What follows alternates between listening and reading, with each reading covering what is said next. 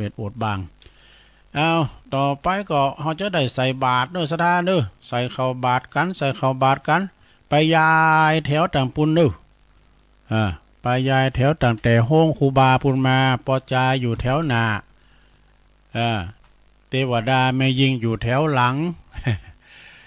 ก็ถอดแคปไปนะลงเด้อถอดแคปถอดรองเท้าแล้วจะไปอู่กันอยู่ในอาการอันสงบเด้อแล้วก็กำเดียวปูรามเอาสวยไปในมนตุลุงทาเขาแล้วบุญโฮงหมดมันให้มันดีบนจะลุกมานะสมัยเมื่อก่อนนี่ต้องเอาสวยไปในมนกันนะ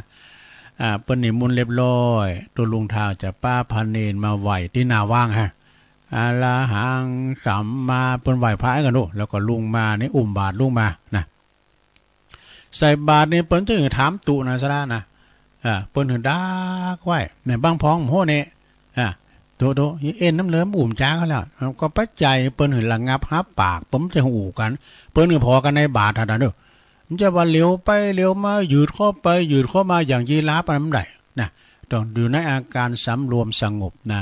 แล้วเปิ้นซุปแคบเนาะดูเจ้านะเขาก็ถอดแคบใส่บาทนะคือมามือเขาใส่บาทปุ๊บเจ้าถอดตอนนี้ไปก่อนที่เขาจะได้ใส่บาตรเดี๋ยวกับขยมพอเน้อกะละมังทางเป้นะเข่ารุ่นบาทภาชนะเข่ารุ่นบาทเริ่มค้ำเกี่ยวม้ามจูเข้าไปในมดเปิ้นโหกลุ่มพอกดไล่ชูเขา คุณเฒ่านึกว่าไงนอบนั่งในสถานเน้อลำเปิงว่าข้าวของข้าพระเจ้าขาวดังดอกบัวยกขึ้นเหนือหัวถวายแด่พระสงฆ์จิตใจจำนงตรงต่อพระนิพพานขอให้ถึงเมืองแก้วขอให้แคล้วบ่วงมารขอให้ทานศาสนาของพระศรีอานในอนาคตการโน้นเทินสาธุเอาลุกตุลุงทาเตียวแล้วเดินมาแล้วสุขโขโหมะนะลงเด้อสุขโขโหมะไปใจจะไปถามกอยกอยหย่องจะไปมือทวเลนถูกบาทกอยเอาใส่ไหมกอยเอาใส่เข่ารุ่นบาทเด้อเอาตุลุงทาไปเด้อเอาเข่ารุ่นบาทว่ากันไปวันนี้คุณมากโป่งหลงหลายลืมว่าใดก็คือแมทเนออย่าประมาทกาดอย่าตกนะกินช้อนร้อนกินร้อนช้อนกลางล้างมือบ่อยๆอย่าประมาทนะในโรคภัยไข้เจ็บทั้งหลายนะสดาญาโยมทั้งหลายเนาะจะสุดแล้วถอยสุดแล้วครูบาอาจารย์ก็จะเข้ามานั่งหยุดเต้นสังตินในวิหารศาลาหมู่เฮาต่างหลายก่อนล้างมือเนื้อเข่าติดมือนะที่ก๊อกน้ำมานะการแพ้มล้างก่อนลิมกินได้ก่อนปีหน้าเข่าปิ้นเจ้าปิ้นนายเนี่ยเข่าปิ้นเจ้านะซะนะคุณทำก่อนนี่เนี่ยเข่าโต๊กในการลูกหลานเสียเข่าโต๊กเนี่ยเปิ้นเบิ่งยำเข่าเบิ่งขามเข่านะเปิ้นว่าเข่าปิ้นเจ้าดูเปิ้นเบิ่งขามเข่าเบิ่งยำเข่านะเอาเข่าปิ้นเจ้าปิ้นนายกำได้กินก็จะตายนี่ซะนะปวดหัวเข่านี่มันเป็นยาติบนะการเอาได้กินข้าวก็ใจดีมานี่เนาะเอาละตอนนี้นางกันเรียบร้อยแล้วเนาะ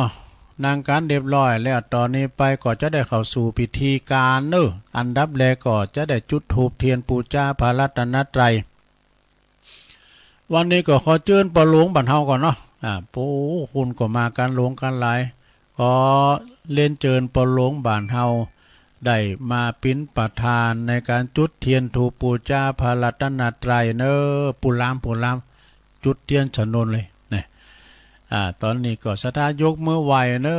น้อมจิตน้อมใจอยู่ในอาการหลังงับฮับปากจะไปอู่กันเนอเงียบนะครับเอาละหลังจากปอหลวงบันเทาจิถูกจีเตียนไปปิ้นตีเรียบร้อยนะผู้ช่วยเกณฑ์ขันศีลเห็นตุลุงทากรรมนะต่อไปในเขาพิธีเนอสถาบินหน้ามาเพมาตั้งตุลุงทาเขาเพนะว่าพาลอมการเปิ้ลเอาปูจานว่าเลยปูจานว่าเลยมันลาแล้วไฟใหม่ร้องเขาต่อไปนี่ก็เอาใจใหญ่ไหวมารับเสียโอ้ปูลามปูจานอายุถือเลย92ปูจานอายุ92เกี่ยวปะวาวปะเนี่ยกินมาเลยบุโรเกี่ยวปะแงมปูจานเอาแล้วเนาะว่าพร้อมกันไปเลยเนอะสถาเนอะต่างอกต่างใจเนอะว่าพร้อมกันไปเลย มายังพันเตติสัลลเนนะสหปัญจศีลานิยาจามะตุติยัมปิมายังพันเตติสัลลเนนะสหปัญจศีลานิยาจามะตติยัมปิมายังพันเตติสัลลเนนะสหปัญจศีลานิยาจามะนะโมตัสสะภะคะวะโตอะระหะโตสัมมาสัมพุทธัสสะนะโมตัสสะภะคะวะโตอะระหะโตสัมมาสัมพุทธัสสะนะโมตัสสะภะคะวะโตอะระหะโตสัมมาสัมพุทธัสสะพุทธังสรณังคัจฉามิธัมมังสรณังคัจฉามิสังฆังสรณังคัจฉามิตุติยัมปิพุทธังสรณังคัจฉามิตุติยัมปิธัมมังสรณังคัจฉามิตุติยัมปิสังฆังสรณังคัจฉามิตติยัมปิพุทธังสรณังคัจฉามิตติยัมปิธัมมังสรณังคัจฉามิตติยัมปิสังฆังสรณังคัจฉามิติสรณะคัมมานังนิทิตังปานาติปาตาเวละมะเนสิกขาปะทังสมาธิยามิอาทินนาทานาเวละมะเนสิกขาปะทังสมาธิยามิกาเมสุมิจฉาจาราเวละมะเนสิกขาปะทังสมาธิยามิมุสาวาทาเวละมะเนสิกขาปะทังสมาธิยามิสุลาเมลยะมัชฌะปัมมาตฐานาเวละมะเนสิกขาปะทังสมาธิยามิอิมานิปัญจสิกขาปทานิสีเลนะสุขติงยันติสีเลนะโภคสัมปทาสีเลนะนิพุติงยันติตัสมาสีลังวิโสทะเยสาธุสาธุสาธุเอาแล้วสาธาหับศีลหาไปแล้วกับตุลุงทาเก็บไว้ดีๆนะลงเนอไปเสียมันหายนะถ้ามันหายสักขอสองขอก่อนเป็นยังนะเสาหน้าในตุลุงทาก็มาปั้นแถมหน่อสาธาเนาะศีลปีนาพรอันงดงามเนอคุณเฮาทหับศีลหาเหมือนกันโมโถประเทศไทยนี่นะเปิ้นว่าคอกหลงหลับปูนเจียงใหม่ในตุ๊บควางแบบใดเลยมิตรตำรวจมิตรทหารคุณได้อยู่กันอย่างศีลอย่างธรรมนี่นะเนาะเตรียมมันขาฟันบั่นแต้งกันตึงมือตึงวันฟ้องร้องกันก้ามแจ้งแล้วก็กับคุณเฮามันขาดศีลหามได้เนาะสะดาเนาะเอาละตอนนี้ไปตุลุงจะสวดพญานกยุงทองกันเนอะตีเปิ้นไปตีไหนก็เขี้ยวคาบนี่ถ้าว่าลูกหลานตานเต่าไปตีไหนขึ้นเนื้อลงไต่ก็ขอเดินทางเขี้ยวขาดปลอดภัยทุกตารางกิโลเมตรของการเดินทางอ้าว อุเตตยัญจะคุมาเอกาลาชาหาลิสวันโนปาทาวิปาปาโสตังตังนามาสามิหาลิสวันนังปาทาวิปาปาสังตายาสากุตาวิหาเลมุวาสังเยปรมาณาเวตกุสัพพธัมเมเตเมนะโมเตจามังปาลายันตุนามาตุพุทธานังนามาตุโพธิญาณโมวิมุตตานังนาโมวิมุตติยาอิมังโสปลิตังกัตตวโมโลจาลาติเอสานาอเปตยัญจะกุมาเอกาลาชาหาริสวันโนปัทาวิปาปาโสตังตังนามาสามิหาลิสวันนังปัทาวิปาปาสังตายาสากุตาวิหาเลมูลติงเยปลัมมานาเวตกุสัพพธัมเมเตเมนะโมเตจามังปาลายันตุนัมมาตุพุทธานังนามาตุโพธิยานะโมวิมุตตานังนะโมวิมุตติยาอิมังโสปาลิตังกัตวะโมโลวาสัมมากัปปะยิติโมลาปาลิตังเอาแล้ว สวดบทอุเตอเปพญานกยุงทองก็จบลงไปเขี่ยวขาดปลอดภัยทุกตารางกิโลเมตรของการเดินทางเนอะสถานเนอะเขี่ยวขาดปลอดภัยนะเอาต่อไปมันยังแฮมตุเอาก็จะย่อกุนโลงกะนะเจ้าไหวกุนโลมเนอสถาเนอถ้าว่าได้ก็ว่าว้ามได้ก็เพื่อยังกุนตั้งหลายมันมีกุนหมดอ่ะนะเขามีกุนน้ำมีกุนแดดมีกุนไฟมีกุนลมมีกุนนะจ่าลงสุดสมาหล่อลงของอยู่ปื้นตีนเท่านี้นะเรียกว่าแคปหรือว่ารองเท้าก็มีกุนอันใหญ่อันโลงเนอปวดตัวรองหลับสลีละลางเขาทุ่มปฏิฝ่าเท้าลองกะล้มได้ใส่แคบกับปวดเตียวในปวดไปลูกล่างในหยองเยาะนะแยงแยะนะมันเจ็บโกนน้ำปักตีนพอกันอย่างนะเอาละเท่าไหวกุนลงก่อนเด้อสาธุสาธุสาธุข้าขอยกมือ10 นิ้วขึ้นตั้งวางคิ้วไก่ไก่เกาเกษาผู้ข้าจะขอนำมาสักการไหวกุณพระปิตา21กุณพระมารดา12กุณพระแม่โพธิ์ศพ39กุณพระพุทธเจ้า56กุณพระธรรมเจ้ามี38กุณพระสังฆเจ้ามี14กุณอาจารย์มี10กุณกรรมฐาน8กุณไฟ6กุณลม7กุณแม่ธรณี21กุณแม่พระคงคา12กุณอัคคละ33กุณศีล5มี11กุณศีล8มี12กุณศีล10มี21กุณจตุปาริสุทธศีลมี27กุณพระอรหันตาคือมรรค4ผล4นิพพาน1รวมเป็น9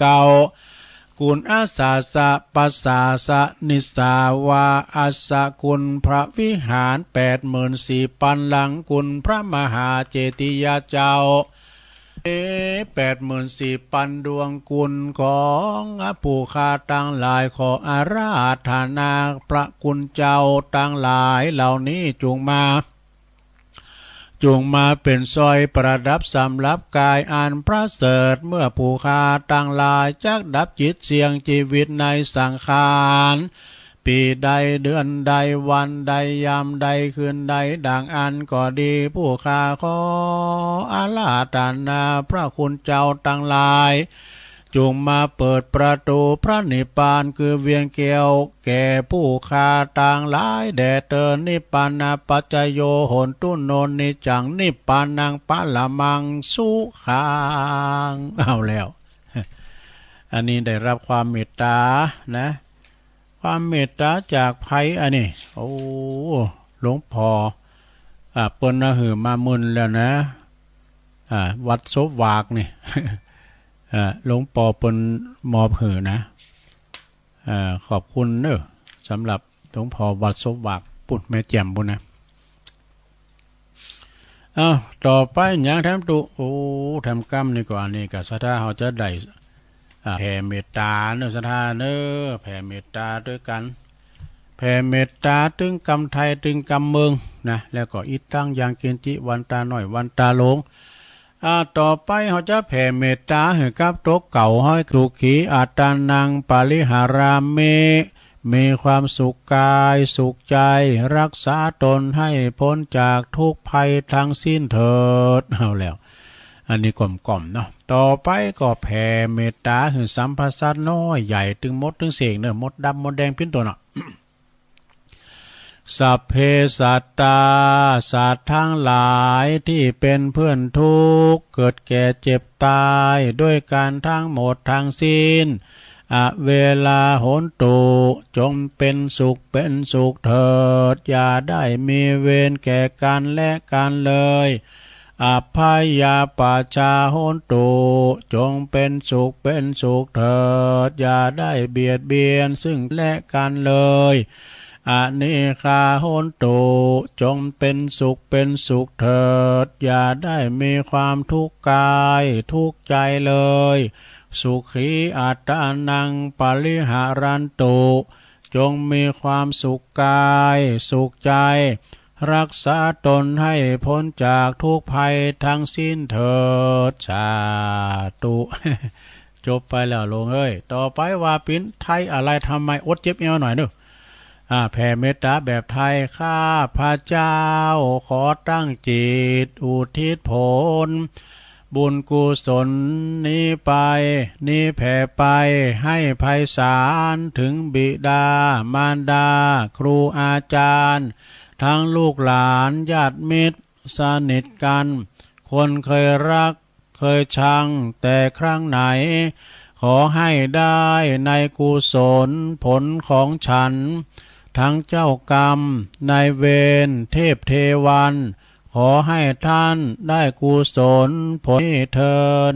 สัพพสัตว์ทุกท่วนหน้าเทพารักษ์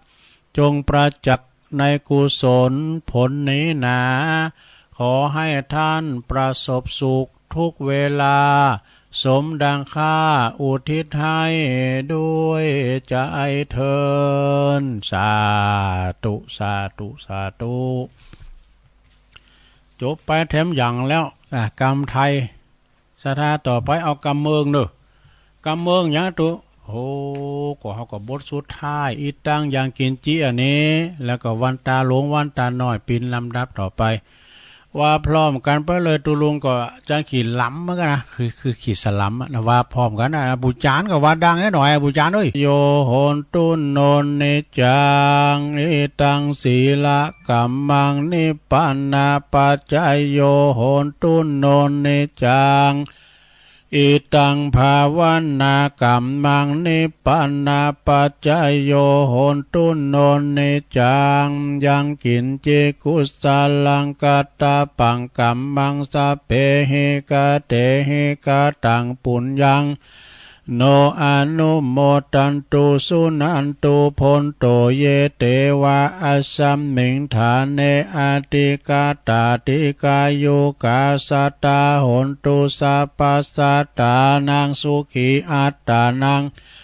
ปาลิหัลลันตุมมาตาปิตาสุขิตาหนตุตุคาปัมมุนจันตุสัพเพยาติกาสุขิตาหนตุตุคาปัมมุนจันตุสัพเพอายาติกาจันตุสัพเพอายาติกาสุขิตาหนตุตุกาปะมุนจันตุสัพเพปิสาสัพเพยาขาสัพเพเปตุขิตาหนตุตุกาปะมุนจันตุสัพเพนักขตาสุขิตาหนตุตุกาปะมุนจันตุสัพเพเทวาสุขิตาหนตุตุกาปะมุนจันตุสัพเพอาจาริยุปัจจยาสุขิตาหนตุตุกาปัมมุนจันตุสัพพสัมปติโยสมิจันตุโวเอาแล้ว ต่อไปก็วันตาหลวงพร้อมกันไปเลยเนอะ วันตามิปุตังสัพพเมโตสังฆมัมธัมเมปันเตวันตามิธัมมังสัพพเมโตสังฆมัมธัมเมปันเต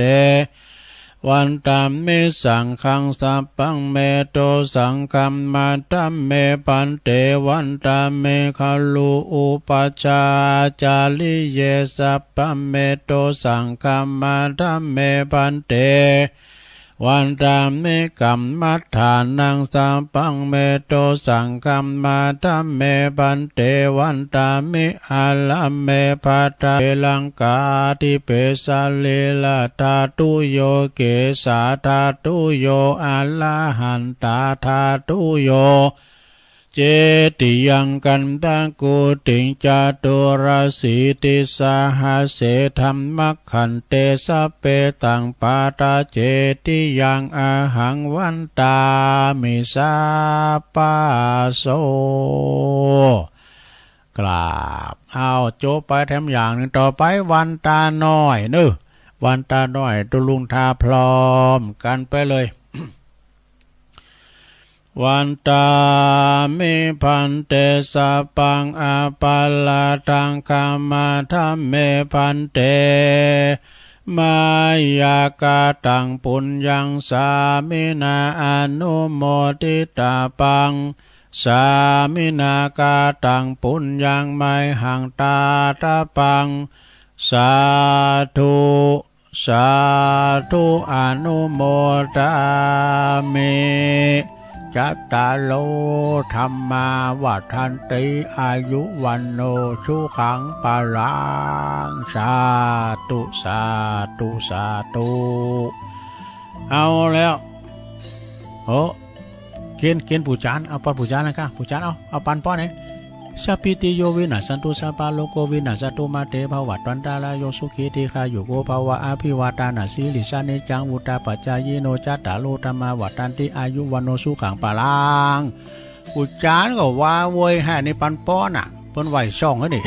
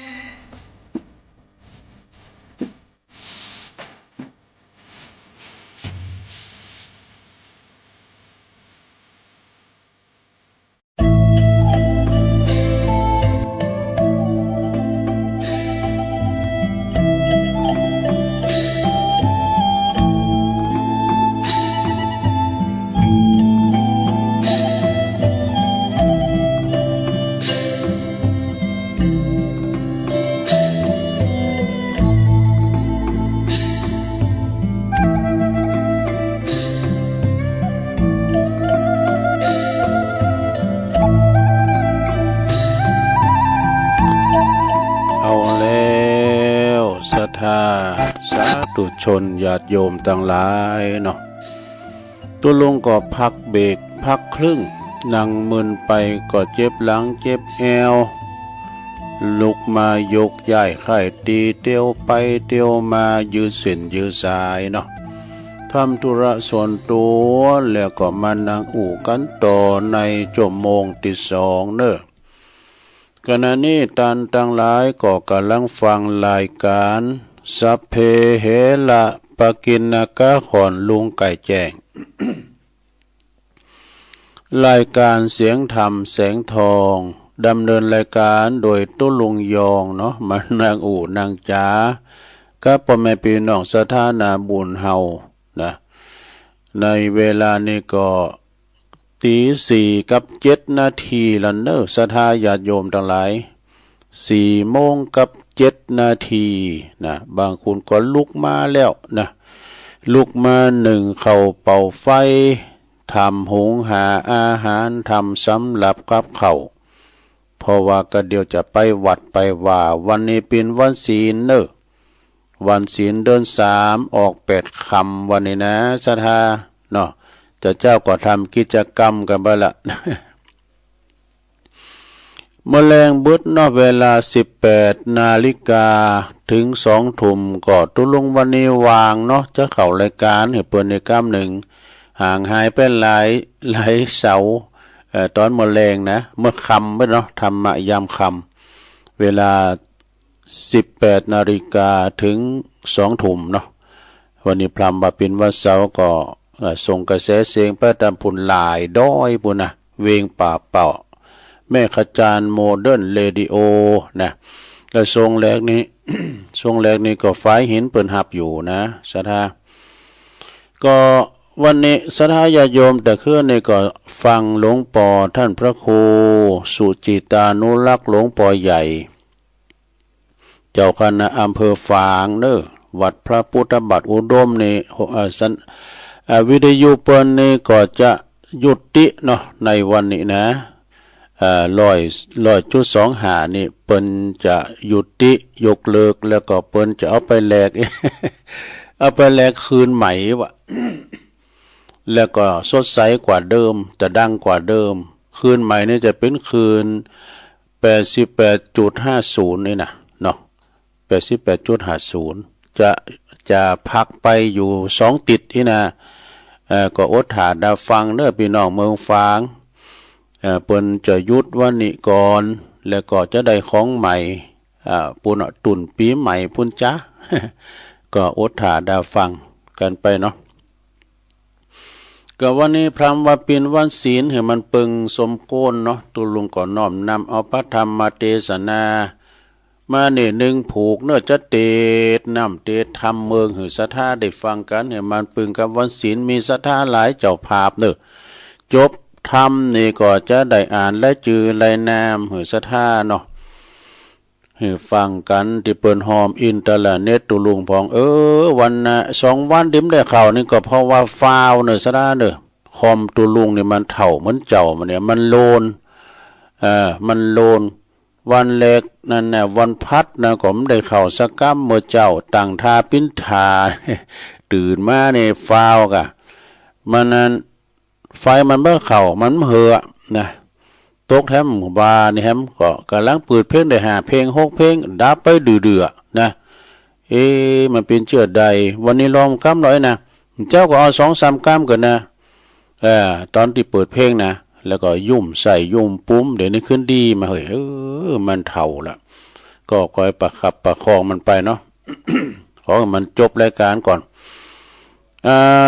จันนั่นญาติโยมตอนนี้ไปตุลุงเจ้าว่าทำกันเนออันนี้เป็นธรรมคำรหัสมีอยู่ในคำรหัสไม่อยู่ในอย่าไปเหือภัยหู้ซ้ำป.2คือความหลับแน่ก็คือความเป็นมาของปลาก่อนะปลาก่ออยู่ในน้ำแล้วก็กับกระต่ายเท่า2 สหายเนี่ยมันแคล้วคลาดปลอดภัยพร้อมอย่างเพราะมันมีรหัสหลับในโต ลองฟังบ่เนื้อศรัทธาเด้อเดี๋ยวจะมาอ่านและจือกันนะเนาะพ่อจานพ่อนานอ้ายมีไหนแพ้โป่งมาหาธนาธรรมกรรมนิพพานังเยนะกะลังละมังเยนะกะสายังบัณฑิโตตังโนมากังอุติสิตุงธรรมะมุตตมังปัจจังอาลาธานังกะโลมา ฟังไปรับไปนะลงเด้อนะโมตัสสะภะคะวะโตอะระหะโตสัมมาสัมพุทธัสสะยะถาวาริวหาปุลาปาลิปุเรนติสาคลังเอวะเมวะอิโตทินังเปตานังอุปกาปติติสัทธโวดุลาสัพปุริสะตังหลายตั้งยิ่งใจน้อยใหญ่อันหุมมักไฟตั้งบุญเพื่อเฮตาหนุนส่งตุมยกจากลุ่มเมืองคนไปเกิดเมืองบนจันฟ้าโค้งเขตลาเมืองสวรรค์จึงปากันม้วนหมู่มานั่งอยู่ฟังธรรมจงจักจำแต่ตนติดสืบสนโดยไป เป็นใจใส่ชื่นจอยตามบาทถ้อยกองทำบาทนี้แด่เตอกีฬาดังเราจากลู่มานี่ลาวนักปราชญ์เจ้าว่าอาติตาจาสอนมาแต่ไทยได้จำไว้สอนใจว่าละหัดใดมีอยู่อย่าให้คนรู้ปอสองจักปอจักเป็นกองเหือได้ล้อนเดือดไม่มองผ่านดังกำโบราณเก่าจีว่าไว้เป็นที่พิจารณาว่าเมินมาเมื่อก่อนสัตว์อยู่บ่อนดงดอนมาปู่ป่าจรแม่น้ำหมดเสียงซ้ำมาหายโหนย้อนว่าหมู่คนบาปใบไปสอไส้เอาไปกินสัตว์บนดินนั้นเราหลอนแต่กระต่ายหลอแต่กระต่ายเท่าตัวเดียวได้อันสัตว์ต่างหลายมวยมอดบ่อหลอลอดแดนได้ในวังใสบัวกวางหลอดเหลือแต่ปากกอข้างตัวเดียววันหนึ่งกาตายเตียวไปไกลที่หนองน้ำใหญ่วังสายสัตตาไป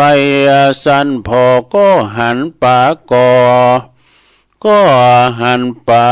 ก็พดมามันจึงจะตันต่อว่าดูลาเจ้าป่าก็วังสายเป็นสันใดนั้นใส่มึงบ่ได้วำวายามปูป่าหลายม้วนหมู่บ่ข้างอยู่วังวน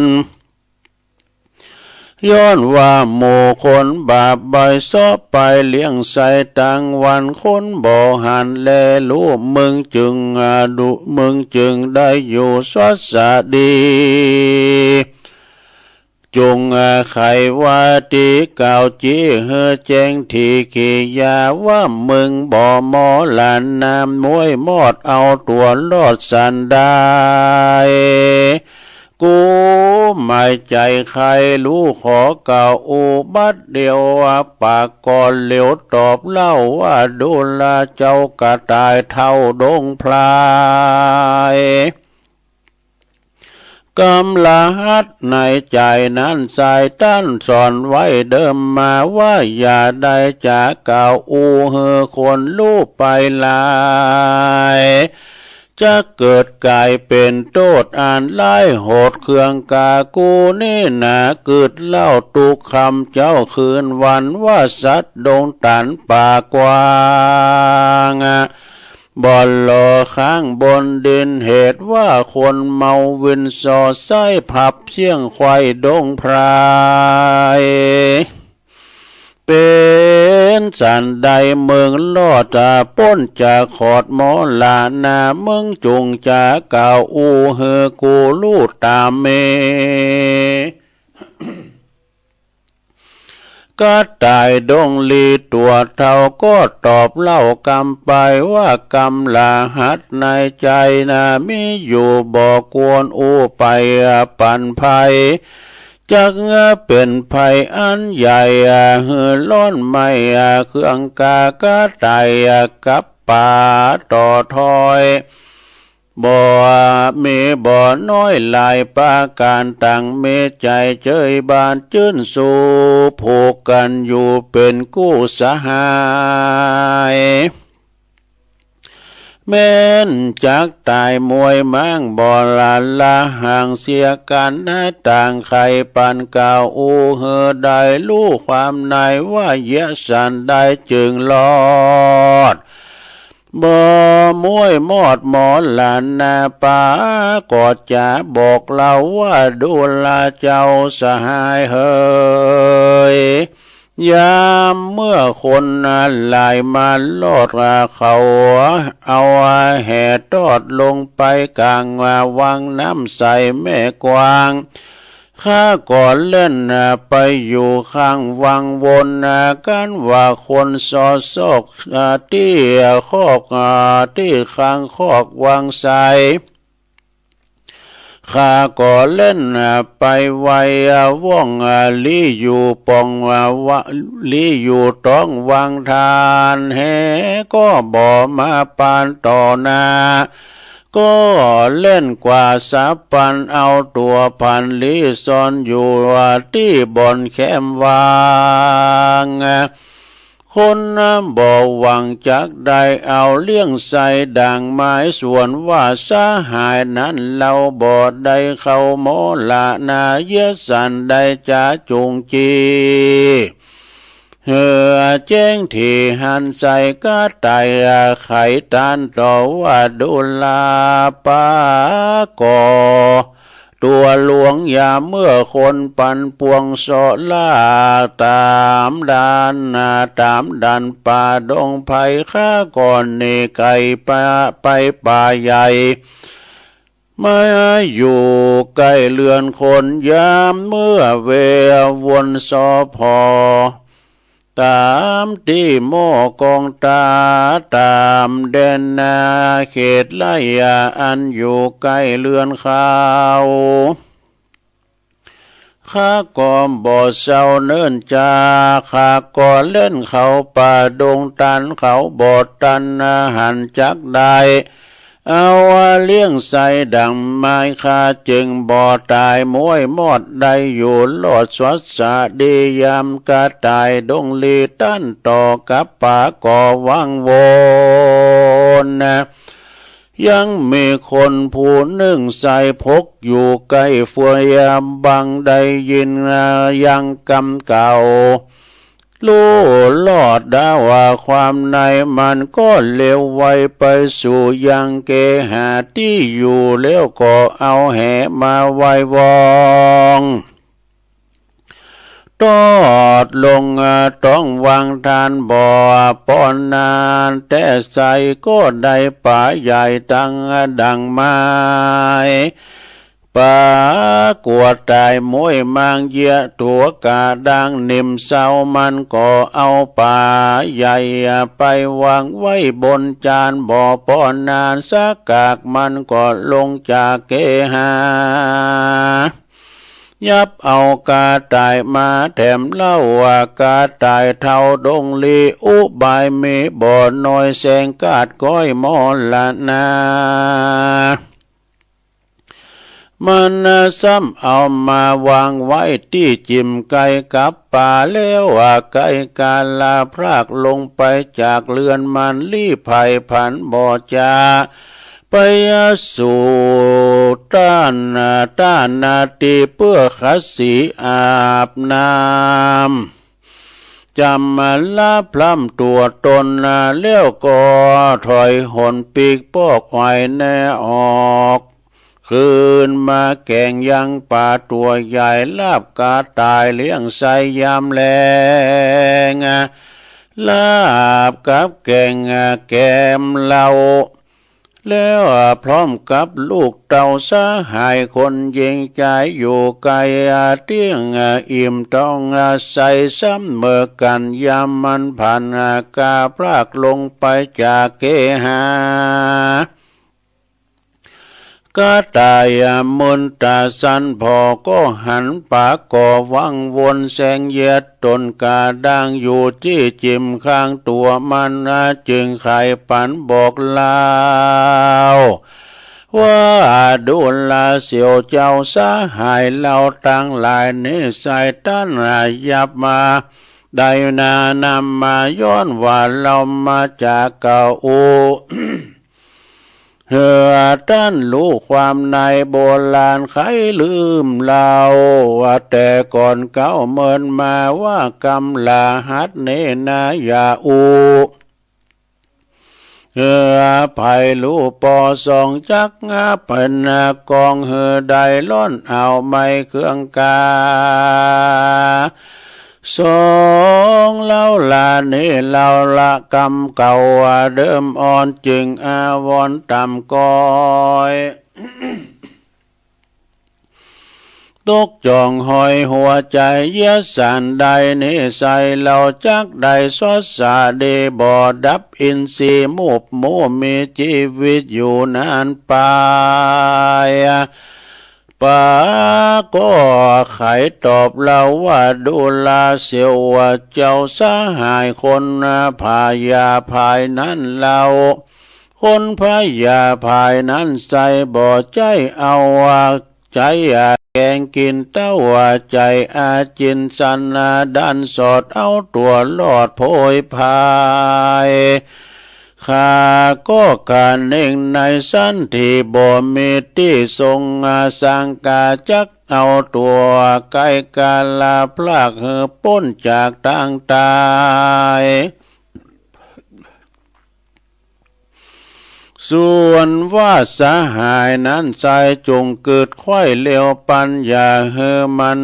ใจถอยใดฟักย่อยจะดังใจก็ตายก็ไขตอบทองว่าเรารู้แจ้งเรารู้แจ้งทรงดีอลีผู้มีพายาดีสักสวาดย่อมบ่อาจเมื่อมอนเราอาวรณ์แต่เล่าว่าอันว่าย้อนอินดูเจ้าสหายเตี้ยงจากตายเป็นแก่นบ่อาจเล่นพระเนเหตุว่าขาก็บ่เมสักกากจักเล่นหนีจากสันใดป่าก็ไขตอบถอยว่าบ่ต้องบ่ถ้าตามก้อยมองขีข้าก็เมข้าก็บ่ข้าก็บ่เมสักกากแต่พายาข้าหากเมหลายขอสหายถ้าพอแจ้งต่อสายตากันว่าจะเสียงขอดป่าก็ยอดขอดวางใส่ก็กิ่งลงไปบ่จะตกอยู่สิกขีมาบัดเดียวก็มีหันและนาปุลิโสปุลิโสส่วนว่าใจผู้นั้นเล่ากันว่ามันปอกเต้าคืนหลังบ่หันยังป่าใหญ่ตกอยู่ลุ่มไตเคหากันมันก็กำเอามาบ่จะเพื่อจักไปสิกเพื่อไปล้างขี้มาเปิดตมมันก็อันป่าตม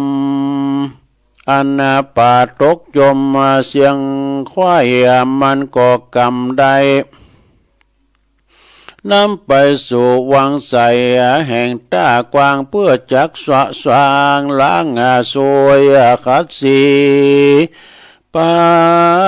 ตัวดีบ่จาก่อเล่นหนีกว่าสาปันมันเต้าจุกจันสันพอเสียได้ป่าก็ได้บ่สมหมายเกิดไว้บ่ได้อิ่มใสดังวางมันก็รีบมายังที่เก่าเพื่อแกงกาตายเล่าแตนป่าเล่งดาลัวไม้สุมไฟไว้บัดเดียวมันรีบเร็วบ่จะถือมีดกล้าคมสายย้อนจักหมายใจกกผายังก็ตายป่า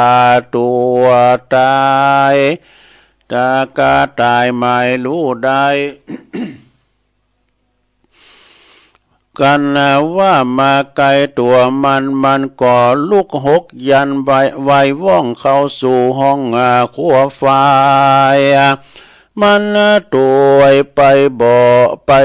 ที่ไกลเอาค้อนไล่บุบตีกระต่ายตัวดีไว้วาด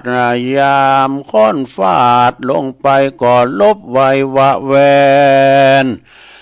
บ่ตัดแม่นดังไม้หม้อไห้ลายใหญ่น้อยมีก็แตกย่อยทมทองเปียดบุงยองหูหวยเปียดบุงยองหวยหอยไว้ตกใส่ไฟกองไฟลุกไวลุกเลี้ยวไววู่ไม่เป็นไฟใหญ่เผาล้นโกลาหนมีกองเกิดควายห้องอาณา ก็ตายดงหน้าตัวกาก่อนเล่นกว่าเลี้ยวปันเข้าสู่ดงตันเถื่อนทองปุ้นจากของวามวายก็มีหันและนาปันดิโตอันว่าเจ้าน้อยนาดหนุ่มนาวจักเนทันเก่าไปหลังปังหลังมาสอนอย่างลูกเต้าตนภาพดาวเวียงใจฮือหันใส่ที่แจ้งที่บ่มีที่สังกาก็ว่ากำละหัดเนนาอย่าอย่าอูเฮอคนลูกปอสองว่าบ่แม่นกองผาเสดปะเฮอเกิดอันตรายดังสองสาหายก่อนเก่าคือว่ากาตายเท่ากับป่าต่างใดจากกะอูเฮอกันหูความในคนจังไหลอยู่ไกลลวดลู่ควายโอบายยับสองสาหายไปสู่ยังที่อยู่เกหากันแล้วว่าบ่มีพายาจบจอดเตียงมวยมอดเป็นผีขอศรัทธาเมม้วนหมู่จงพรำรู้ขันเองในยาเนไก่แบบเบาคำสอนเก่าโบราณจักเจยบานคำเจ้าอยู่เตียงเต้าสวัสสดีและนาเนติตังขียาสังวานาวิเศษจาห้องเหตุ กำลาหัดใดมีอยู่อย่าได้อูเฮลูปอสองก็บางกลมสมเรสเด็ดเลวเท่านี้ก่อนแลสาธุสาธุสาธุจบลงไปลงเอ้ยเสียงบ่ค่อยดีเฮ้ย กะแอมกะไอไปพองทำคำรหัสมีอยู่อย่าไปเหือภายหัวซ้ำปอสองคือสองสหายเนาะปากก่อนี่ปากก่อนี่ปากกลางน้ำจะกันฮะปากก่อกับกระต่ายเท่าลดความตายไปเขาตั้งหลายนี่มีพญาด้วยกระต่ายนี่มันอยู่ป่าในเวลาเปินลาป่าปุนะทางป่าลึกดึกนะมันซอนมาตั้งบ้านพี่มาตั้งงานหิมบ้านพี่ก็เวลาเปินลามาตั้งบ้านมันนี้เขาดวงตันก็เลยเขี้ยวขาดปลอดภัยส่วนว่าปากก่อก็เหมือนกันแหละเวลาเปินตอดแหน้ำลึกมาอยู่น้ำตื่นเรียกอะเวลาเปินว่าหวานแหไปน้ำตื่นมาอยู่น้ำลึกก็เลยเขี้ยวขาดไปสองสหายมาปักกันว่าเลยเป็นสหายกันแล้วก็ถามกันในโตยเกี่ยวขาดปลอดภัยก็เลยบอกรหัสในใจกันต่างคุณต่างบอกปิ้นว่าคุณมันพกพออยู่พกฟังอยู่อันหมู่เฟยนะมันหูรหัสแล้วบอกมันก็ปิกไปเฮิรนไหมมันก็ไปเอาแหมาหวานได้ปลาก่อมาก็ยับมาปลาก่อนนั่นก็มีพยานเนอะแตงตายว่าแสงตายว่ากระด่างนี่ มันก็ยับไปไว้บุญจานเนาะยับไปบุญจานแล้วบอกก็กอยลุงมาเฮินมายับกระต่ายมันตัวกระต่ายก็รักมันกันนะก็แตงตายรับตานิ่มเศร้าอยู่แสงตายมันนอนด้วยกันแล้วก็ใจคนนั้นก็เข้าไปที่น้ำตาไปอาบน้ำจำละใครว่าโอ้ยวันนี้นี่หวานเนี่ยนะจะได้รับกระต่ายก็ไม่นะป๋าได้ก็จะเอามาเอามาตุ่มสุ่มไม่ใช่จะห้องปีห้องน้องลูกเต่าเหล่าล้านเล่นมากินอิ่มต้องด้วยกันเนี่ยค่ะอาบน้ำจำละใครป๋ามันก็ป๋ากับมันแมงกระต่ายมันก็อู่กันกำนี้เฮาเสียงจะต้องตายโอ้คุณมีพยามันตายแล้วเปิ้นเอ้ยกะข้านี่มีพยาข้ามีแข้งมีขาตูนะกะมีตีนไหนจะคือข้าก็มีพยาก็แล้วกันเนี่ยว่าแล้วมันปากก่อก็ดินตกลงจานมีการขี่หมานี่เนาะมันก็ดินดึกๆห่างกะปุดโตเจ้าของเฮิรนมาแล้วก็โหไอ้ปลาตัวนี้ไปไหนเนี่ยโอ้อยู่ลุมบนไหนมันก็ไปก็มาบียับเอามาก็มันก็เด็ดเอาไปสวยน้ำติตาก็พลุด ผลึกออกไปจุกอย่างงังแบบโอ้ห้ามโอ้ ไปได้กินมันก็หนีหลอดไปนะป้าก่อนนะปีนี้ปะมันกระต่ายมาแล้วรับกระต่ายเกมเรา ในถ้ำนะ ไว้กับบทโตกระตายมันตุ่มน้ำก่อนดูตุ่มน้ำก่อนดูมันจะเอาโลกระมงกันเดียวมันจะมาหากระต่ายก็ลึกตาก็วิทย์นี้กะไปของเป็ดของบุงก็ตกใส่ไฟปุดโตใหม่ก็เป็นโกละหนกระต่ายก็ หนีหลอดเข้าป่าดวงดำไปนี่อันนี้เป็นธรรมรหัสมีอยู่อย่าได้อู่เปิ้นซ้ำป.2กันอู่ก็มีเรื่องแต่นะ อย่างกระต่ายครับปลาก่อนเนาะปิ้นอย่างอี้เนาะสถาอันนี้ก็จบลงไปเดี๋ยวก่อนเอาปอนตุลุงอ่านและจือกันเด้ออ่านและจือให้ก่อนเพื่อมาทำบุญวันนั้นไปช่วยการช่วยงานอันนี้แม่ดาวันนันตาเด้อพร้อมกับลูกหลานเนี่ยบนอยู่น้องดูเนี่ยได้นะหลายปีเนี่ยนะเพราะว่าฟังถึงวันนั้นเดี๋ยวให้ฟังฮะจ๊ะรวมทำบุญมา1 ซองเด้อแม่เด้อป้าป๋าแม่รัตนาเอกเรื่องอันนี้ตอนที่ไปเขากำปะแหวเตียนซีบ้านนั้นเนี่ยปะแหวอันบันเลินทรายทองเนาะป้าป๋านี่ก็เป็นเก้าเป็นกั้นอยู่หันแต่เป็นเจ้าภาพหลายอย่างป้าป๋าแม่รัตนาเอกเรื่องนี่นะเปิ้นก็หอมมัน1 ซองแม่ใบปางปัญญานะก่อน1 ซองปอเย็นแม่ดีกองตองกายบ้านเรือนทรายทองหอมทุลุงยอง100 บาทเนอะอันนี้เป็นลายย่อยเนาะ20 บาทก็มีแม่แก้วแม่เย็นเป่งปางก็ดีชม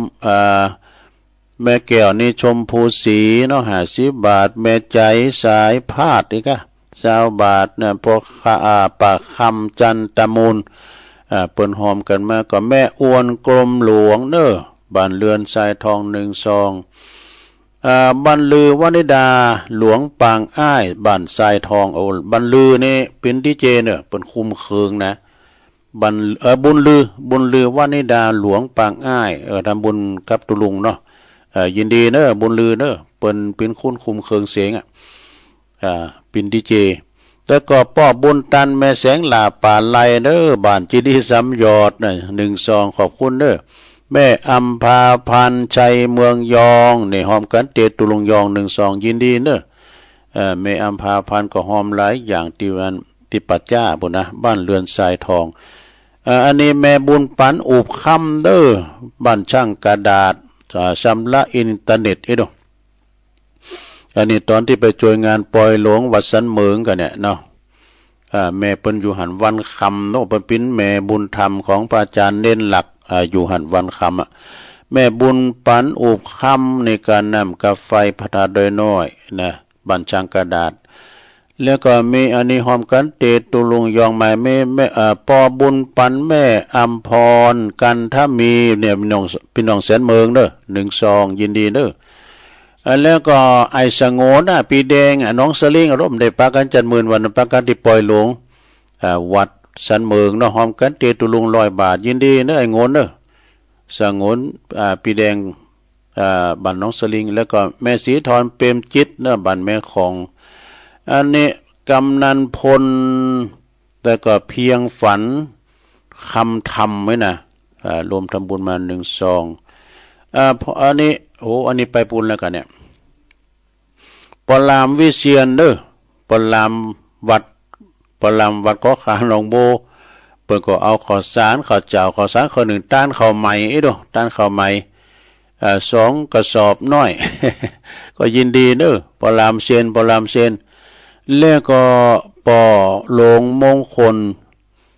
แม่หลวงสุภาพรมูลชีพอันนี้น้องเอิกเด้อไปปุ้นเตียนเขากำที่วัดห้องจ้างหลวงเนาะปอหลวงมงคลนี่เปิ้นก็ฟังรายการตุลุงตลอดเนาะแต่เปิ้นได้มาก็ฝากกันมานะขอบคุณปอหลวงมงคลเนี่ยปอหลวงรวยตางานเปิ้นหอมกันที่ยามงานเขากำวัดห้องจ้างเนาะแล้วกันไปก็ขอบคุณเนอะบ่ว่าเขากำที่วัดห้องจ้างหลวงก็ดีเปิ้นช่วยกันคณะสงฆ์คณะศรัทธานะเปิ้นช่วยกันแต่ถวายการต้อนรับครูบาอาจารย์ภัตตาหารเพลก็หนักแล้วก็ต้องขอบคุณถึง2 ตีเนอะบ่ว่าจะเป็นตีสุสานบ้านเรือนทรายทอง แล้วก็วัด วัดนั้นห้องจ้างลงตัวเนาะแล้วอันนี้พี่น้องเมืองฟางเด้อปากกันที่ว่าวันซืนที่วัดปากตั้งเจริญเนาะวันที่11ที่ผ่านมาเนี่ยแม่กัลยาดวงตาเนี่ยพร้อมกับลูกหลานขอบโคบ้านหวยงูในเด้อเมืองฟางหอมมา1ซองยินดีเนาะแล้วก็อันนี้ปอดมพระอุดมแม่เทียมวันพุทธวงศ์บ้านป่าซักเน้อบ้านทุ่งเรดิโอ1ซองเน้อแม่เดือนเพ็ญทิมวางบ้านน้องหาน้ำบ่อหลงแสนปัดต้องรวมทำบุญคืออดีตหลวงตาแก้วหลวงตาแก้วยายแสงล่ากาวิชัยด้วยเนอะก็ขออนุโมทนาแล้วก็มีแม่จันเรือนใสนี่หอมตุลุงยอง100 บาทยินดีเนอะแม่จันเขาก็มาปากตั้งเจริญน่ะใน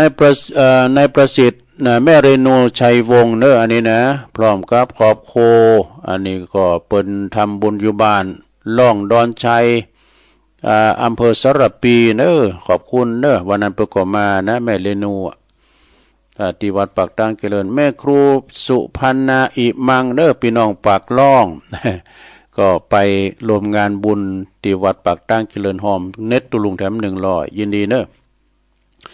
พ่อบุญธรรมแม่รัตนาสังคำฟั่นเปิ้นอาจจะบ่ได้ยินนะนี่นะเพราะว่าเปิ้นอยู่ปุ้นเวงป่าเป่าปุ้น อยู่เวงป่าเป่า1ซองเนาะแล้วก็มี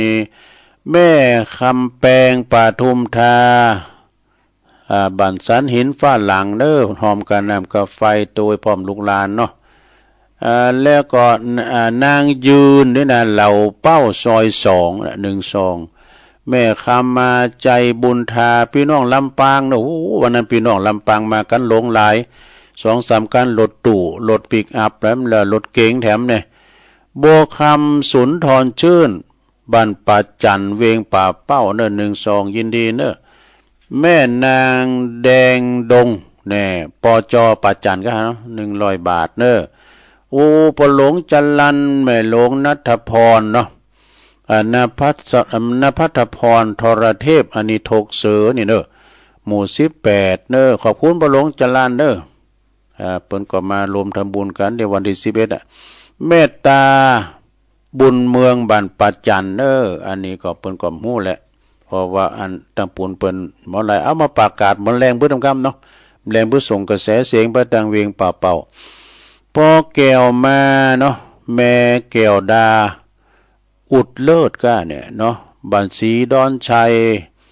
รวมทำบุญแถม1ซองเนอะแล้วก็มีบัวชัยบัวไขวงหารแม่บัวไขว่าโทรโคจ้างเด้อวันนี้ตำบลพระบาทลำปางบ่เด้อวันนั้นเพิ่นก็มานิยมพานิตาพรหมมินเนอร์บันปุณาเมแตงปุณาอินทคินอำเภอแม่แตงปุณาวันนั้นเพิ่นก็มาเนาะเพิ่นมาแปลงดอกแปลงดงโดยอันนี้ครอบครัวของป้อมานพแม่คำมากิ่งใจก็ลำปางด้วยสีดอนชัย1ซองเนาะแม่ผ่องศรีบุญฟูห้วยเฮจากลำปาง1ซองบ้านจูดก็มาจะหลายวันน่ะเนาะบ้านจูดแม่มะเนสมบูรณ์บ้านห้วยเฮอันนี้โลมทำบุญกับตุลุงยอง1ซองก็ยินดีเนอะพี่น้องลำปางก็มาหลายแม่ป้อแก้วมาแม่แก้วตาอุดเลิศโลมทำบุญมาทำ1ซองแล้วก็ปอสมชายแม่แสงแก้วกาใจทันตแพทย์หญิงอาริยากาใจด้วยเนอะพร้อมครอบครัวเนอะบ้านเล็กที161ดศรีดอนชัยตำบลต้นธงชัยจังอำเภอเมืองจังหวัดลำปางวะเนาะยินดีเนอะแม่น้อยอินยาสีแถม1ซองเนาะลำปางเนาะแล้วก็มีคณิตกันเนาะคณิตอัมพรแก้วสุขในบ้านป่าซักเนอะป่าซักสันป่าตอง1ซองแล้วก็มีศรัทธาแม่เรือนแก้วเลิศล่าบ้านร้องดอนบ้านร้องดอนชัยตำบลป่าบงอำเภอสระปีเนอะรวมทำบุญมาแถม1ซองเนาะนี่เฮียตีพ่อกำพลแม่คำปานจูมาลีบ้านปากตั้งเจริญนะหอม เนตุลุงทำซองแล้วก็โยมกัญญาจานะพี่น้องทุ่งเซี่ยวแถม1 ซองจบนะศรัทธาโอ้ขอบคุณหลายๆเด้อจะได้ไปถึงการเน็ตเปิ้นเนาะเอาปอนรวมกันกันเด้อสัพปิติโยวิวาจันตุสัพพะโลโกวินาศตุมาเตภวัตวันตรลายโยสุขีติคายุโกภวะอภิวาตานาสีริสานิจังวุธาปจายโนจัตตาโลธรรมาวัฏันติอายุวันโนสุขังปะลังเอาละ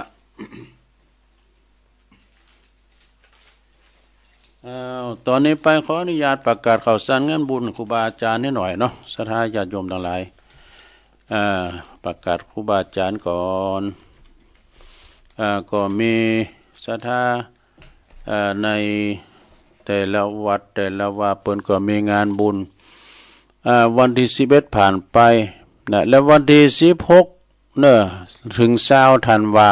68นี่นะ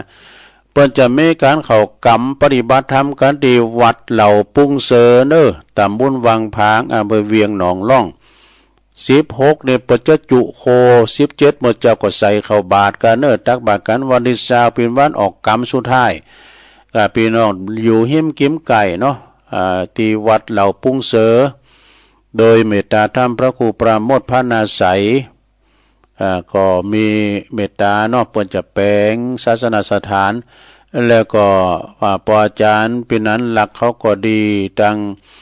ปออาจารย์ตังปออาจารย์เขาประโลงเขาก็ดีเนาะด้านในกาแพร่เนาะแล้วก็ตังสททั้งหลายก็เจิญเด้อเริ่มวันที่16ถึง20เนาะธันวาคมต่อจะหันก็วันที่28ธันวาเนาะ28 29 30 31แล้วก็68แล้วก็1มกราคม69บ่จะเข้ากรรมดีขวงแก้วอารามวัดเชตวันตำบลยางครามเด้อในเมตตาธรรมอาจารย์พระครูสถาพรพัฒนารังสีเจ้าคณะตำบลบ่จะเข้ากันที่วัดเชตวันนะวัดใหม่เชตวันครูบาวังตุลุงโอเขาเนาะแล้วก็ต่อจากหันก็จะมีวันที่3 มกราคมได้เลงได้3 มกราคมในเดือน3ปิ้งเดือน4ปิ้งเด้อเดือน4ปิ้งเพิ่นจะมีการส่งน้ำพระธาตุแล้วก็อธิษฐานของอดีตครูบาอาจารย์ที่วัดเหล่ายาวใต้เด้อวัดเหล่ายาวใต้อำเภอบ้านโฮง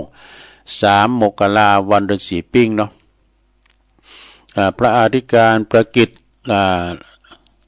พระเจ้าอาวาสเนาะปิ่นผู้ที่ฝากประกาศมาก็ดีแล้วก็31ธันวา68แล้วก็1 มกราคมนี่ก็งานส่งน้ำสืบชะตาหลวงตัวที่วัดดงหลงก็ดีวัดหนองโยงก็ดีเปิ้นพร้อมกันเด้อวัดดงหลงก็เวลาเดียวกันเปิ้นก็สืบชะตาหลวงเหมือนกันในวัดหนองโยงโดย30สูงใต้ปีเก่าตอนรับขวัญวันปีใหม่เนาะแล้วก็2 ถึง 10นี่เปิ้นเข้ากรรมกันที่วัดดอนน้อยเด้อคณะสงฆ์ตำบลแม่แรงเนี่ยโอ้เปิ้นปิ่นกันเปิ้นจะเข้ากรรมกันที่วัดโขงแก้วอารามวัดดอนน้อยตำบลแม่แรงอำเภอป่าซางในเมตตาธรรมอาจารย์หลวงพ่อท่านพระครูพิราชธรรมวินิจรองเจ้าคณะอำเภอป่าซางแล้วก็ท่านพระครูวิมลสุตตาพรเจ้าคณะตำบลแม่แรงพร้อมกับคณะสงฆ์เด้อ2 ถึง 10 มกราคมเนาะแล้วดำตีหนึ่งเนาะตีวัดตุนพึ่งตำบลหนองหลองในเมตตาธรรมอาจารย์ท่านพระมหาธีรพันธิรกิติเจ้าคณะตำบลหนองหลองเจ้าวัดตุนพึ่งพร้อมด้วยคณะสถาเปิ้นก็จะมีการทำบุญตาลข้าวใหม่ตัวนั้นเมื่อเจ้าวันที่3น่ะ4ปิ้งเหมือนกันเด้อวันที่3เหมือนกัน4ปิ้งแล้วก็กินของง่ายแล้วเปิ้นจะมีการสืบชะตาโลงด้วยตึงวัดตึงบ้านเด้อไปกินไปตาลด้วยกันนะแล้วก็วันที่12ถึงวันที่17 มกราคม69นี้เปิ้นจะมีงานประชุมเพลิงศพท่านพระอธิการรุ่งโรจน์ประภัสโรอดีตเจ้าอาวาสวัดวังดินเด้อตำบลโขงเปาอำเภอจอมทองเนาะแล้วก็วันที่19 มกราคมถึงวันที่25 มกราคมนี้ก็เปิดจะออกเมนพระราชทานเพลิงศพในพระเดชพระคุณท่านเจ้าคุณพระพุทธบาทพิทักษ์เนอะ อดีตรองเจ้าคณะจังหวัดละปูนอดีตเจ้าอาวาสวัดพระพุทธบาทตากผ้านะอำเภอป่าซางเด้อก็ไปรวมบุญกุศลกันนะแล้วก็งานเขากำก็มีอยู่นะวันที่23ถึง28ธันวาคม68นี่เด้อจะมีงานเขากำปฏิบัติธรรมของคณะสงฆ์ตำบลน้ำดิบโดยจะเข้ากันที่โคงแก้วอารามวัดน้ำดิบโลงเด้อ23ถึง28ธันวาคมโดยเมตตาธรรมอาจารย์ท่านพระเจ้าอธิการพิเชษฐ์สิริพัทโทเปิ้นเป็นเจ้าคณะตำบลนะแล้วก็ท่านพระครูสถิตสารคุณที่ปรึกษาเจ้าคณะตำบล แล้วก็ท่านพระครูวิโรจน์ชัยพรด็อกเตอร์นะเปิ้นก็เป็นประธานอปตโดยไปกินไปตานโดยการเด้อสาเขากำตำบลนำดินี่ตำบลดีกว่างเด้อเปิ้นจะแบ่งเขตนะเปิ้นโลมก็14วัดวันที่4มกราคมเปิ้นจะมีการวางศิลาฤกษ์พระธาตุเจดีย์ที่วัดโสภณารามห้วยงูในฝางบนเด้อ4มกราคมนะโดยคุณแม่จันฟองกิ่วแก้วคุณเชิดพงศ์เขาเนี่ยนะแล้วก็โยมกนกพิชัยนาพร้อมเด็กคณะสัทธาวันที่4มกราคมเนี่ยที่เมืองฝางนะวัดโสภณารามวัดห้วยงูในวันที่20ธันวานี่ก็วัดป่าต้องคันธารามเนี่ยโอ้ท่านพระครูเพิ่นจะทำพิธีในการต้านใส่ตันแตนแล้วก็จะสวดถอนเพิ่นจะบ่องประตูโหวัดเนอะเพิ่นจะสร้างซุ้มประตูโหวัดดันไต่นะเพิ่นจะมีการทำพิธีหลายอย่างเนาะเจริญพุทธมนต์โดยที่วัดป่าต้องคันธารามเนอะวันที่20ธันวานะเพิ่นนิมนต์ตุลุงโดยได้ไปไม่ได้ไปมันได้หลายปีเหมือนกันน่ะ2-3มกราคมก็งานส่งน้ำพระธาตุเจดีย์เหมือนกันงานประเพณีเหมือนกันที่วัดใหม่พัฒนานะตำบลยางครามในเมตตาธรรมอาจารย์พระครูสถาพรพัฒนารังสีเอาปกติมุนตุลุเหมือนกันมาซุบจับกันที่วัดเหล่ายาวเด้อขออนุโมทนาด้วยเนอะแล้วก็วันที่20ธันวานี่เปิ้นจะปิดทองสมณะสรีระลางของครูบาเนอะท่านพระครูวิทานสาธุกิจวัดหนองสูนเนี่ยนะเปิ้นจะปิดทองแล้วก็วันที่21เนี่ยเปิ้นก็จะทำบุญเนาะอันนี้ก็ที่พี่กล้วยฝากประกาศมานะแล้วก็อันนี้แล้วก็ใน28โอ้ไกลอยู่เนาะปล่อยหลวงสันคงคำแล้วก็มีกันแล้วก็ มีกันแล้วก็เดียนปูนำเนอที่วัดอันนี้นะเพิ่นก็นิมนต์ตักบาตรกันมันก็น่ะที่วัดดอนน้อยนะค่อยๆปักเนาะล่ำเวลาไปแล้วนี่ดูเดี๋ยวจะตักตังลายกันเนอะสถาเนอะตักตังลายก่อนเมื่อแรงเบิดก็มาอยู่เนอะ6 โมงเนาะสถาก็มาจะเตดนำเตดธรรมวันนี้มันเพราะมันเปิงกับวันศีลน่ะ วันศีลสถาญาติโยมวันนี้ก็วันศีลก็ไปวัดไปวากันเด้อจะได้สั่งมาเซ็กพอก่อนเซ็กหยังมาเนี่ยก็คอมพิวเตอร์เนี่ยก็มีโอ้ปะโลงมาเดี๋ยววันนี้แก่เก่าฟังอยู่นะครับปะโลงสมเมธอินตะแก้วสันกำแพงบนเด้อแม่เดือนเพ็ญทิมวางน้องหาน้ำบ่อหลงฟังอยู่โยมยุพินหอมมาลาพี่น้อยก็ฟังจากบ้านแม่โยกเด้อหน้าสารกลางแล้วก็จากดอยน้อยพัฒนาหนองหานสันทรายก็ฟังอยู่แม่ครูธัญญาทองอิ่มเด้อกศนก็ฟังอยู่นิกรชายน้อยนี่นิกรชายน้อยก็อันจะเอาอยู่มาตานวะ ฟังอยู่เด้อครับนี่นะบุญส่งจากลำปางสาธุนะครับเด้อแม่หลวงสายฝนจันกุณะฟังจากหนองผาขาวเด้อประเด็นเอกวัดราชเมตตาธรรมอาจารย์ท่านพระมหาประสิทธิ์ธรรมาภินันโทไวสารนะครับอันนี้เพื่อก็จะเข้ากรรมเหมือนกันเด้อโคงแก้วอารามทั้ง3ที่วัดจ้างกรรมนะแล้วก็ปะเล่งนั้นลงโอ้ยกิตติวงศ์จากปุ้นแสนตุนมือเนาะสบายดีเนาะปะลงเนาะปะเล่งนั้นลงเนาะได้ปะกันมือน่ะ เลยโยมกนกพิชัยนาฟังตุลุงอยู่นะเจ้าหอยงูในฝางเด้อบรรจงกันทวงไหวสานะครับเด้อตุลุงอันนี้ก็นำดิบเหนือ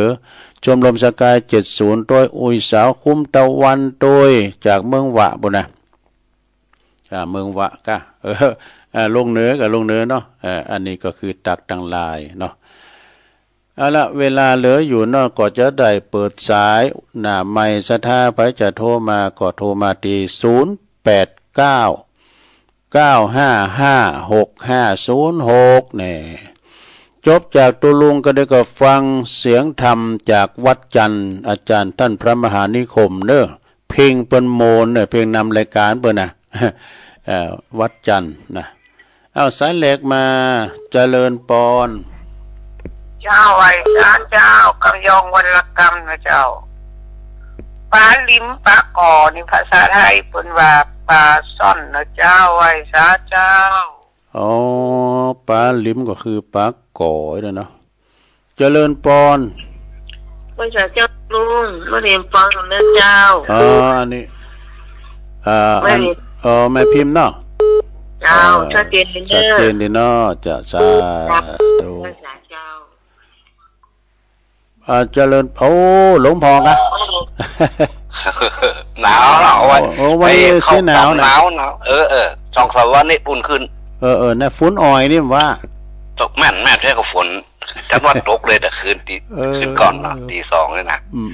จุ่มตะกี้อูตองหน่อยถ้าภาคกลางนี่ว่าปลาช่อนนี่มันซ่อนตัวมันดีนะทุกคนแต่มันรอดตายมันรอดแต่มันมุ่นขี้เบิร์ดไปเกินวันนะเราไปซ่อหามันนะเหนือว่าปลาลิมไม่เนาะปลาลิมนี่คล้ายๆปลาลิมมันมีอยู่2 ปลายังปลากั้งกับปลาชะโดลักษณะของปลากั้งนี่หัวมันสั้นเนี่ยปลาชะโดหัวมันแหลมปลาชะโดเป็นปลาที่ดุกินปลาน้อยปลานิดยังโคนเนี่ยเนาะคนใหญ่จะกินคนน้อยนะเนาะจะมากินเนื้อกันนะมันกินตั้งอำนาจวาสนาวุ้นเนาะเพราะคนอื่นว่าโอ้คือเรื่องหาขนาดไหวสากับนมัสการท่านเจ้าครับขอบคุณหลวงพ่อ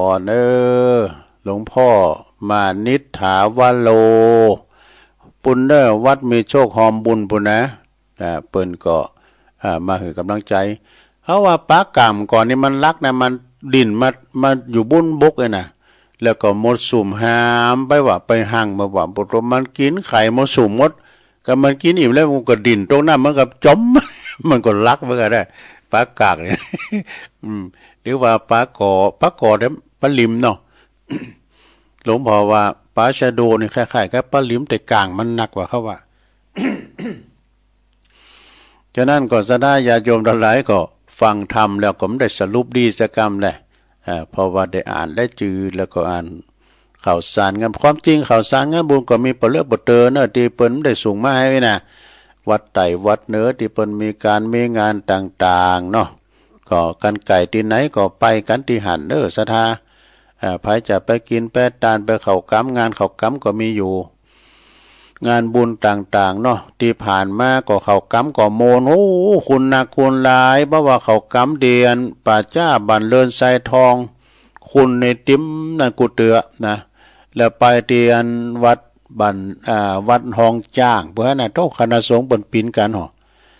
ศรัทธาก็มากันบึดคุ้นเปิ้นไก่หากเปิ้นเลิกพระน้องเงือกเปิ้นมากันน่ะเปิ้นมากันถึงมื้อถึงวันการตักบาตรวันออกกำเนี่ยมี300 ปลายกัน400 ปลายกันที่เปิ้นนับกันน่ะแล้วก็เตียนป่าแฮวบันเลินนี่300 ปลายเนาะซะนะอันนี้ก็คือเป็นการที่เฮาได้เข้ากรรมทำบุญเข้ากรรมกันเนาะเอาละเนาะศรัทธาคงจะจับเวลามีไผโทรเข้ามาตุลุงก็จะนำรายการจากลาศรัทธาไปก่อนเด้อเมื่อแรงเบิกอบปากกันแถมโชคดีมีใจเหมือนกันจุกูจุคนเด้อก็เดี๋ยวไปฟังอาจารย์นิคมกันต่อไปธรรมะจากบนดอยเนาะจัตตาโลธรรมาวัฏันติอายุวันโนสุขังพลัง